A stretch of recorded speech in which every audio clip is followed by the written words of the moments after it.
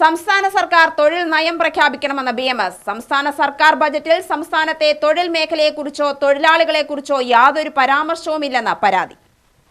സംസ്ഥാന സർക്കാർ സമഗ്രമായ തൊഴിൽ നയം പ്രഖ്യാപിക്കണമെന്ന് BMS ജില്ലാ പ്രസിഡന്റ് സലീം തിന്നിലാപുരം ആവശ്യപ്പെട്ടു.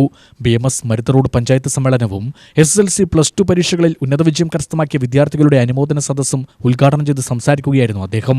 സംസ്ഥാനത്തെ സംഘടിത അസംഘടിത മേഖലയിലെ തൊഴിലാളികളും തൊഴിൽ മേഖലയും നിരാശയും പ്രതിസന്ധിയിലുമാണ്. ഇത് പരിഹരിക്കാനാവശ്യമായ നിർദ്ദേശങ്ങളോ നടപടികളോ ബജറ്റിലില്ലെന്നും അദ്ദേഹം പറഞ്ഞു. ലോകത്തെ തൊഴിലാളികളുടെ നേതൃത്വം ഏറ്റെടുക്കുവാൻ, ലോകത്തെ തൊഴിലാളികളുടെ ശബ്ദമായി മാറാൻ ഭാരതീയ മസൂർ സംഘം ലോക തൊഴിലാളികളുടെ നേതൃത്വം ഏറ്റെടുക്കണമെന്ന് ആ സമ്മേളനത്തെ അഭിസംബോധന ചെയ്തുകൊണ്ട് വിദേശ രാഷ്ട്രങ്ങളിലെ പ്രതിനിധികൾ ആ സമ്മേളനത്തിൽ ആവശ്യപ്പെടുകയുണ്ടായി.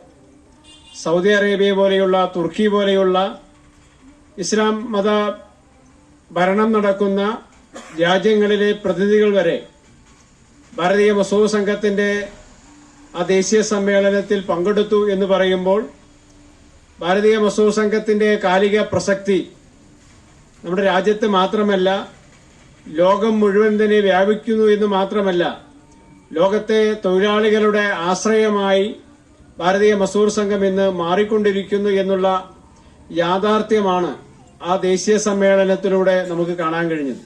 BMS ജില്ലാ ജോയിന്റ് സെക്രട്ടറി R. ഹരിദാസ് സമാപന പ്രസംഗം നടത്തി.